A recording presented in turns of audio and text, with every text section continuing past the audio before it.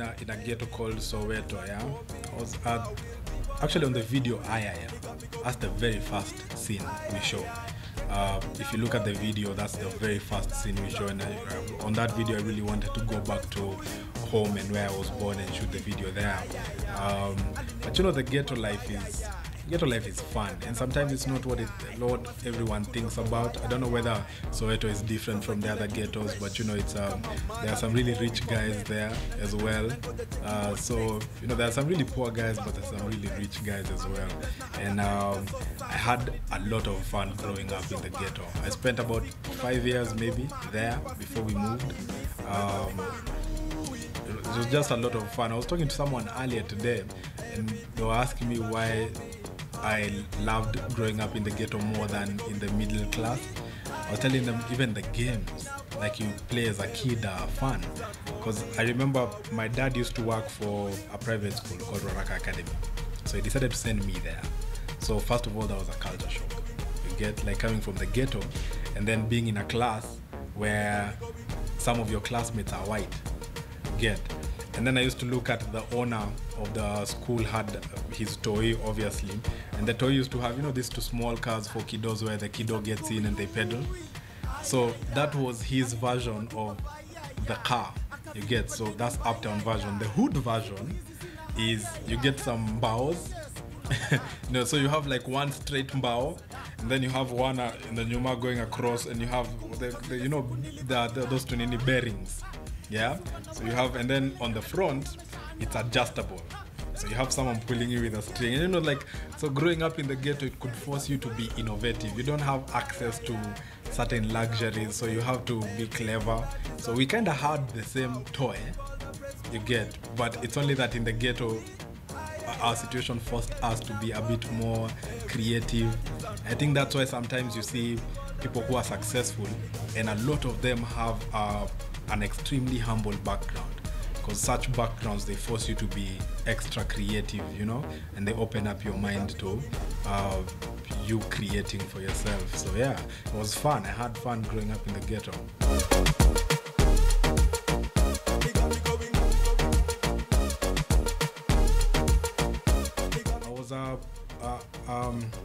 Started off as a rapper before I became a producer.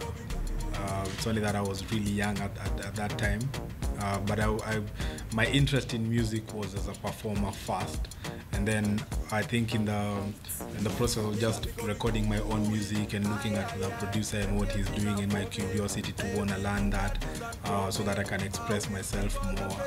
That's how I got into production. But I started as a rapper first, rapped through high school. Yeah, until after college, that's when I did sound engineering as a course, so that I could get into production full time. So it took a while after clearing college and then joining Red Republic. It took a while for me to get back, you know, in front of the mic. But yeah, I started off as a rapper.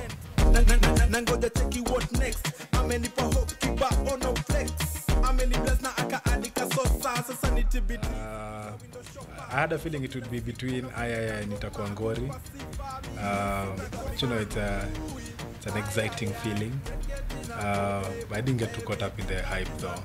You know, I'm always thinking about the next step. But you know, I think for me it was more encouraging. You get, because you know, it's like people telling you, we appreciate what you do.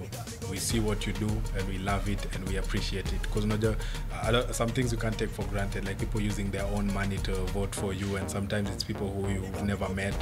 It's a really humbling thing, and it's extremely encouraging at the same time. So yeah, I think I was more encouraged than excited, honestly speaking. Yeah. He got me going, ooh, ay, ay, ay. That's the second time we've worked on. No, that's probably like, I don't know, the fourth time we've worked together. I grew up with Chris in the same hood. Our parents know each other. We've been friends for a long time. So a lot of times when you have that kind of a friendship, it becomes very easy to work on a song. You get, because the chemistry is real. You know, the vibe is true. So it's always fun getting into the studio with him. He's an extremely creative guy. Yeah, that and our friendship makes it extremely easy. So yeah, probably a few more songs coming in the future that we've done together.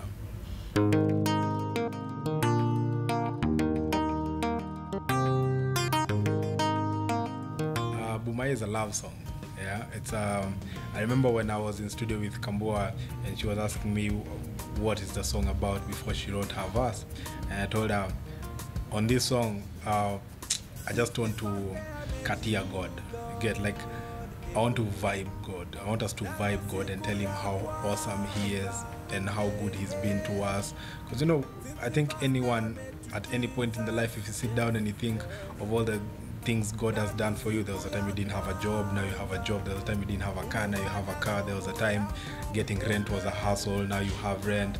And if you honestly think about all the things that God has done for you and how he's shown us his love, then you know, it's just an amazing feeling, you know. And that's what we tried to express in the song. And we just sat down and tried to do a love song and express our feelings towards God the best we could. And that's what Bumai is about. On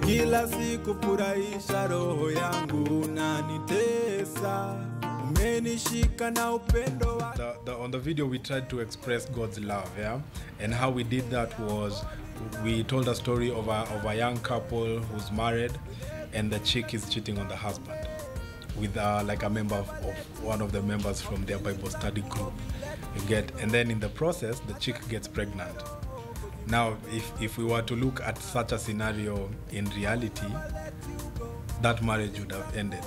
The dude would have probably gotten violent with the chick and the dude, you know, that he was being cheated on with. But in this story, the husband was our expression of God's love. That even when we sin against God and when we get him in positions where another human being, that relationship would be over and it would go beyond that, and they would want to get back at you for hurting them, that the husband forgave the chile.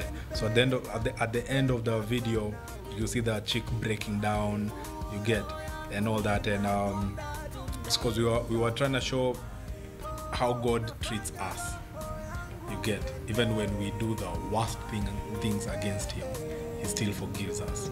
So yeah, it was just the storyline on the video was just us trying to express how much God loves us.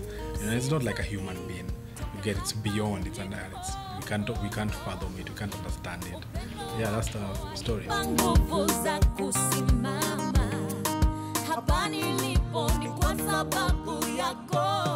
One day I'm gonna be married and have kids. But you know, no, not now.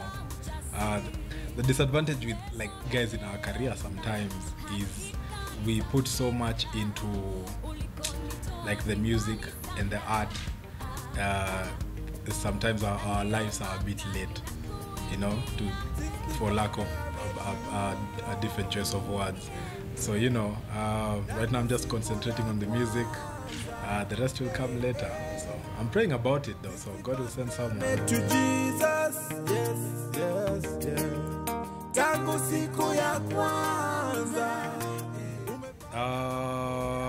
We have a couple of songs. Man, we have so many songs recorded.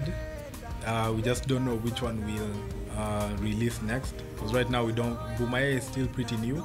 So before we release any song, we want to give guys a chance to hear it, because I know there are quite a few guys who haven't heard it yet. So we want to give that a bit of time, and then hopefully go back to the club with a dancehall on an Afro-pop jam. We have a few recorded.